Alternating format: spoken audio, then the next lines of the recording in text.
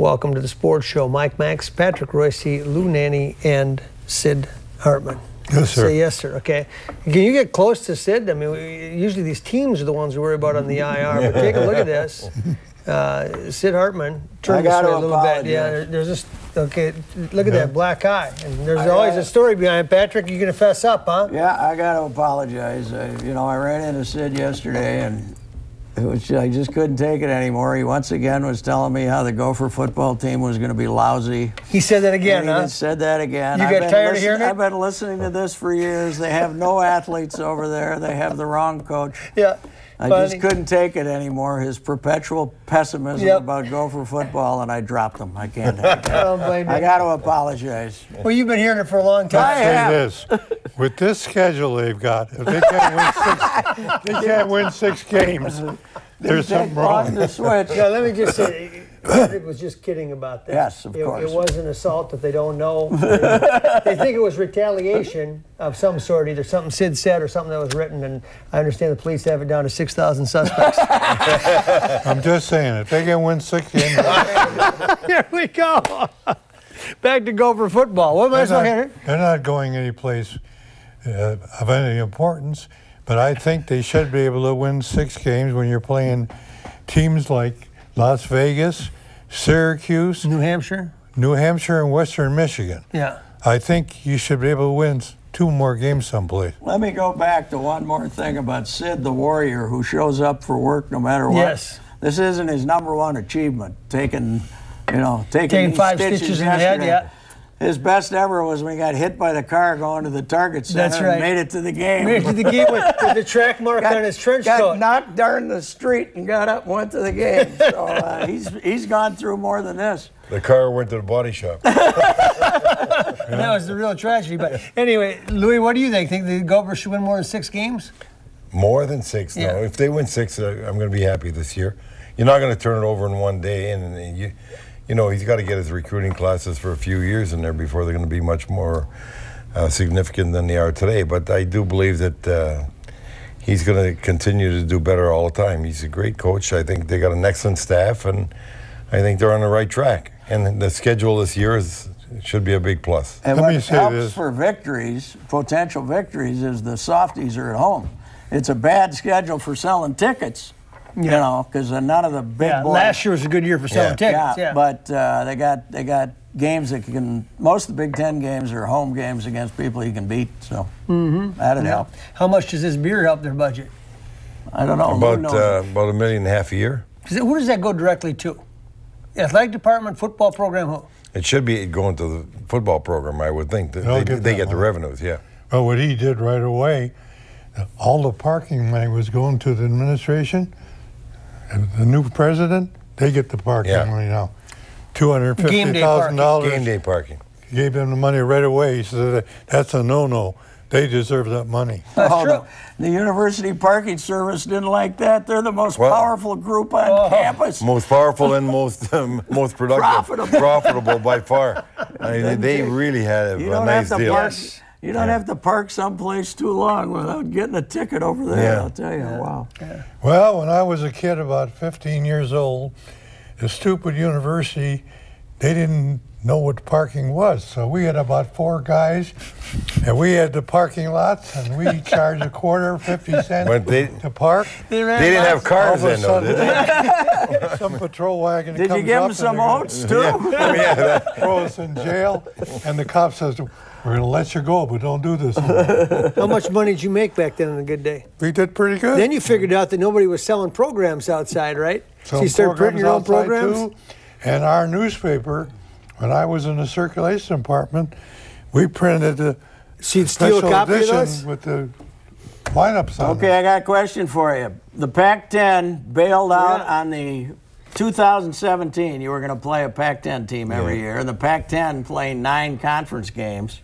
The coaches didn't want to have that mandatory, especially Stanford and Southern Cal, who have deals with Notre Dame and stuff like that. But so originally, the Big Ten was going to play 9 conference games, and then the big sissies bailed on that. Any chance we're going to get our 9 conference games now that the Pac-10 has bailed out on them? I think they'll get the 9 conference games. I think the Big Ten Network would want them, don't I would think that that's the Money, most important money, thing is, money. you know, you need the viewership. All it counts is the money. Yeah. Yeah, but the more viewers you get, the more money you make. You're right, but you know the argument against that has always been, Yeah. the more wins in the non-conference, the more bowl teams, the more overall money we make on the bowl season. How many bowl games you make money on? I don't know, Three but of they them. throw them all in the... Three of them, they break even. The Big Ten loses money on about half their bowl games Yeah. because they have to guarantee the bowl so many tickets. But these coaches are masterful at Oh, trying to sure. schedule themselves Yeah. so that they can say, Six you put an wins. incentive in your contract that says if you make a bowl game, you get more money, and then you schedule so you can get to a bowl game, Louis. Would you allow that if you're the AD? Well, They don't I go lose after the money money. on it. I like watching the good teams, and I do too. I've told that to the athletic director, and I understand that you could have more losses, but at the same time, I think the fans would rather see better teams. Unfortunately, what you said is the coaches do want to have the easier schedule, and by doing that, you're going to have a lot easier non-conference games. Do you believe that, like, if you play Southern Cal in the first game, though, that it actually makes you a better team because from spring football on, you can say you better be ready for Southern Cal, and it heightens everything and brings you up to another level? Don't you think when they damn near beat Yeah. them last year, that gave them a big boost? Then, unfortunately, they came home and got beat by North Dakota State. But, In New Mexico, yeah. Yeah, but at least you play good teams, you play better. Oh, they do make money on the BCS. When they have teams in the BCS, Right. they make a lot of money. Oh, yeah. And so I suppose, yeah. But that's got nothing to do with non-conference, you know. Yeah, unless you try to bail from playing a good team so that you get into the BCS. Yeah. Take a break, come back, stay with us. For sure. Locally owned, nationally known, J.D. Hoyt stopped in there and had dinner the other night. You guys are always talking about the pork chop. Patrick, have you not had that chicken and mashed potatoes? You know, no, I haven't. Oh, yeah. That's the combo? It's the combo, chicken with mashed potatoes and gravy. And I love You're a mashed steak potato and guy. gravy. I do too. Oh, mashed potatoes and gravy is the best. You know, the crawfish is pretty good, too. Yeah. I had the crawfish once in a while. How would you describe that suit you got on? What color is When that? you come to a show and you know Lou Nanny's going to be on, but you don't know what he's going to be wearing, you just better come game ready. That's all I'm going to say. And you can see tonight. I'm disappointed that all Lou had in this color was a shirt. I thought he'd have the suit. It's too hot to wear. Louis got his circus uniform on. He's in the circus. And this is what, 16 straight weeks for you with the pink shirt. This tie costs more than your old suit. You really got ripped off, man. That's because he gets free suits. Yeah. But the tie's only $1.95. So, boys, last year, the Twins, after the All-Star break, were 22-51. The same percentage this year would be 23-54. I think they can do it. I came out of the break thinking they were going to be competitive, maybe a 500 the rest of the way based on what I was seeing. Sydney today, I mean, Oakland comes into town. 3 weeks ago we saw Worst Oakland. hitting They're team in the terrible. league. They look like the 27 Yanks. 9 home runs they Yeah. hit, right? 9, or was it 4. 4, 4 3. and 1, right? Or 4, 3 and 1, 8? Oh, at They least, hit yeah. one on. You know when you know you're rotten? Lariano gets strikes out 15 Yeah. and they hit a grand slam. You know when you're rotten, though. Johnny Gomes never hit a good pitch in his life. He's a guy that you want to have up at the plate in a clutch situation if you can pitch, because he'll strike out. Like 170 with And the he bases was- loaded. He was, a right-handed Mickey Mantle. All the guys read the Moneyball book before the series. That's what happened. Yeah, right. What do Oakland you guys. think of the theory of Moneyball? Actually, I like some of the premise of the book, but you still have to visually see these athletes and pick them, I think. Statistics carry you so far after that. There's still physical ability, I think, is the determining factor. Moneyball works great when you have Mulder, Zito, and Hudson in the rotation. Wasn't too bad, was it? And Tejada playing short. Yeah. Oh, one of the problem they got, they're a terrible fielding team. Yeah. I mean, the other night, Span drops a ball Yeah. that cost them the game. I mean, the shortstop was built up as the greatest thing since Mickey No, Mantle. he wasn't. He was not built up like Mickey Mantle. Everybody said he's got a chance to be better than what they had. Nobody was talking about a phenom. I thought they were. No. I thought they talking about how great he was, but I think the 8 guys they put in the lineup are pretty good. But if you can't pitch, you're not going to win. But they're not fielding. They're not doing like old Tom Kelly and Gardner. And when you're behind 6-0 after 2 innings every day, it's hopeless. Pretty tough, boy, to It's do hopeless. anything. And the Twins found that out in the 90s. Well, are you going to give Lariano a contract so you get some draft choices back if he doesn't sign, or a contract offer? I think he's now in a situation. I think they'll trade him. I think they'll trade him this month. But if they don't, they can at least. He's done enough that they can offer him the $12.5 million for 1 year, so they can get some compensation. Boy, that's I mean, it's not a quandary if you get a good offer and you trade him.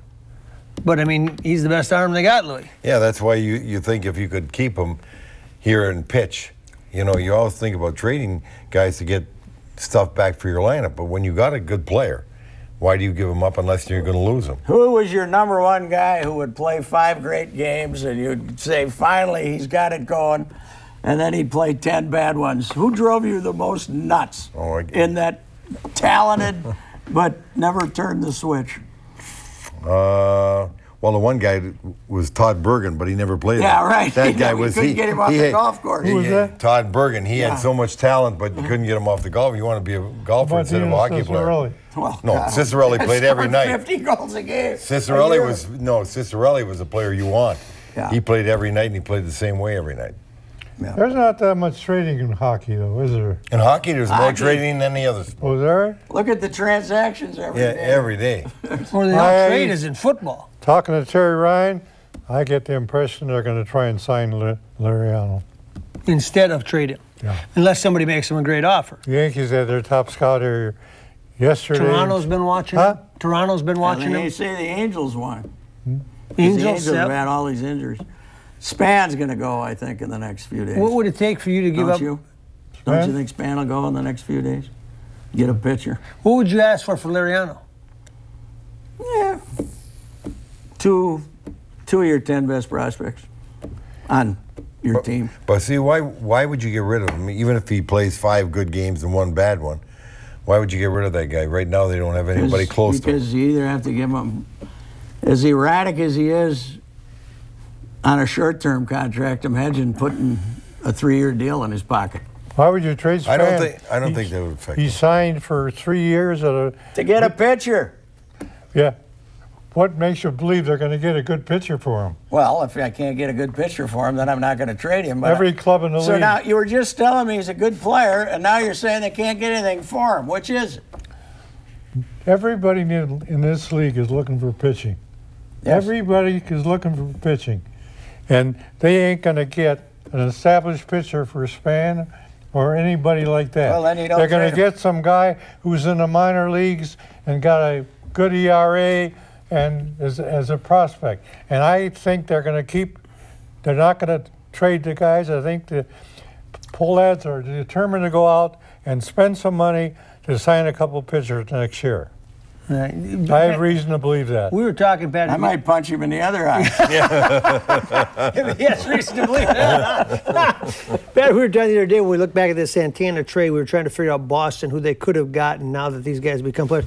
There was Lester, there was Ellsbury, but not in the same deal, right? Same deal. I would have taken either one of them one-on-one. The trouble is, they're always looking for 4 guys. Yeah. Take one guy who's got a chance to be a difference maker and forget the crap.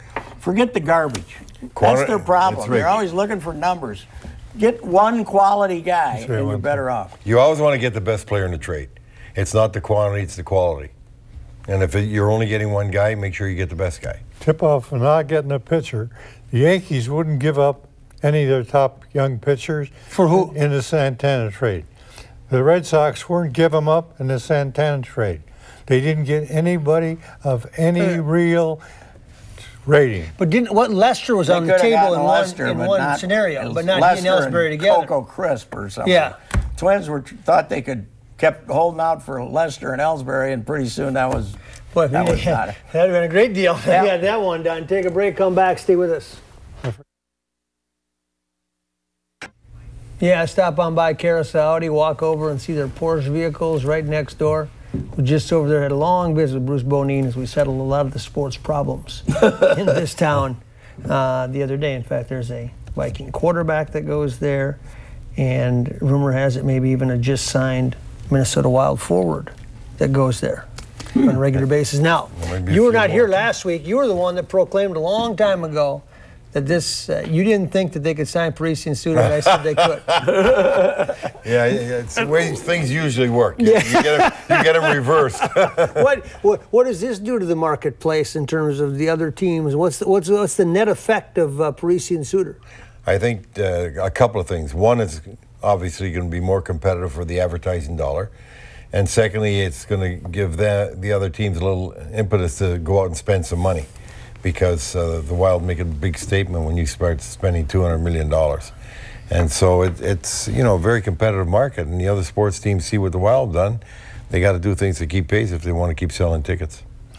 Well, Chris Wright, the president of the Timberwolves, he's been telling me every year we sit down and talk about different things. He says, there's not room here for 4 successful major league teams, plus the Gopher program. One team is going to get hurt every year. I hope it's not us, he says.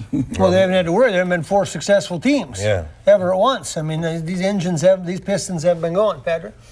Oh, this was the greatest PR, not only a great PR coup for the Wild, but well-timed.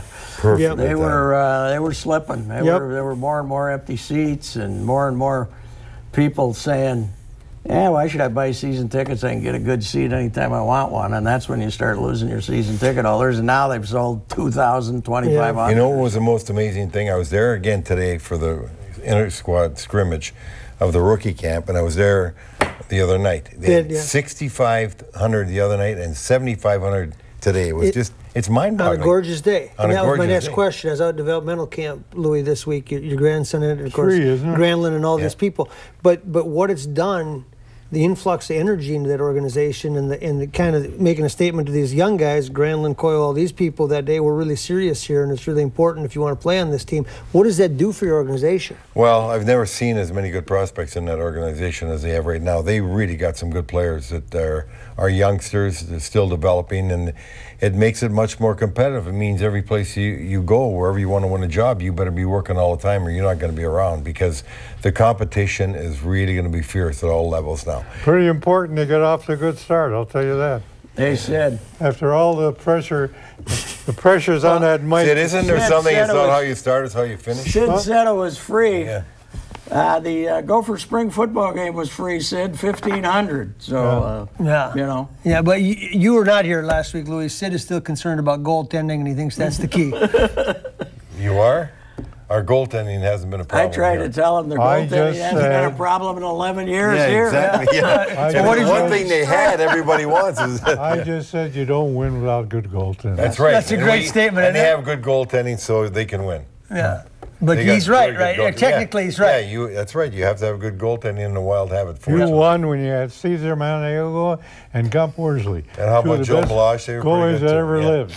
Yeah, the Wild. Oh, well, my man, Carl Wetzel, living out there in Gaylord. They won Yeah, with John Carl. Casey, for God's Yeah, sake. exactly. Yeah. Who But a had hot goal. 2 months. Yeah. Take a break, come back, the sports show. Stay with us. Hey, Wayne Kostrowski in the Game One. I invite you out to happy hour. That's right, Bar Abilene. How good is that? Food is outstanding. Oh, that picture's got me hungry right now. They've got the Sundown Music Festival in Somerset, Wisconsin. There are bands, camping, everything else. The Knot Fest, all those things. And I'm not sure that ties into the same copy, but Wayne Kostrowski and his group at Bar Abilene are second to none. Taste the NFL, I think Wayne does, and he'll be out at the State Fair as well with his booth and it's only about a month away, so stop on by there as well. Pat Fisher who works on this show regularly, lost his mother, long battle with emphysema, so we want to send out our best to Fish. He's a great man, and she was a great lady, so if you're watching tonight, the best. Wabasso, Minnesota. Yep. Bunch of kids, right? Yeah, a bunch of kids on the farm and all played sports. Yeah. Yep. You just said so. The Timberwolves have got to make a move. Who do you think will be bigger? Rubio, Parisi, who? I'm going to pay for a survey for this guy's For Louis, yeah. and I'll have him pick the survey people, Okay. and we'll find out once the basketball season, the hockey season starts, who's more popular, Parisi or Rubio. Okay. Okay? Yep. That's a good Why idea, don't we put but four you have names? to pay up front. Hold on, he's got to pay up front. You gotta though. pay up front. We can't say, you know, after you don't like the service, so you're not paying. Let's put four names on the list. Zach Parisi, Ricky Rubio, Kevin Percy Love. Harvin, Percy Harvin. and Sammy DeDuno. Those will be the four guys. The Twins will get Deduno in Twins. there, huh? That's tell you probably what. the most popular twin right now is I'll Sammy make you a bet. DeDuno. Harvin wins. Harvin would win, yes. I'll make you a bet. Even though he doesn't show up for practice on I'll Wednesdays. bet you he wins. What about the Timberwolves? This whole deal with Batoon, and if They're they're going to gonna get match the- it, why bother? What are they going to get out of this? David Cotton, Dylan Dave. huh? Yeah, go ahead. He's nuts. He Right. knows this guy's going to. The guy's the second richest man in the world owns that team. He's In Portland. Yeah, Portland team. He owns Seattle football Allen. and he owns that team. Think he's going to let David Kahn outbid him? Yeah, I mean, but they're- why would you he's waste? making him pay about $12 million more than he wanted to. He's making what, $12 million to him. To you and I is like I know, 12 but I cents. mean, Portland's. I don't know. Next year they might not have cap room. But you know what nobody talks about in this whole deal? Watch when the Timberwolves free agents come up in Portland wants to Hey, cost somebody some money. Portland traded him Martell Webster, and he was Yeah. hurt. That's Yeah. part of the revenge here. No, but then the revenge is going to come the other Yeah, way. right, maybe. When you get a Kevin Love coming out or something just to throw Yeah, money but if at. they bring back Yeah. Batum, they're not going to have any cap room anyway. So, You mean Portland? yeah, Now Portland, they can't do a trade with Minnesota. Could they trade Batoon to Chicago? And they he can do could, a sign and trade with anybody. but now it's the Timberwolves. Not now, no. No, not- but could the Timberwolves get him through another team if they traded him in a three-way deal? It looks like it's either match or don't match. That's what I thought. I guess you're gonna get that Kyle Korver. Smartest team in the They got a deal NBA for is Kyle the Korver. Knicks finding somebody rather than spend money on Jeremy Lin. Survey results next week, right here All on the right. Sports Show.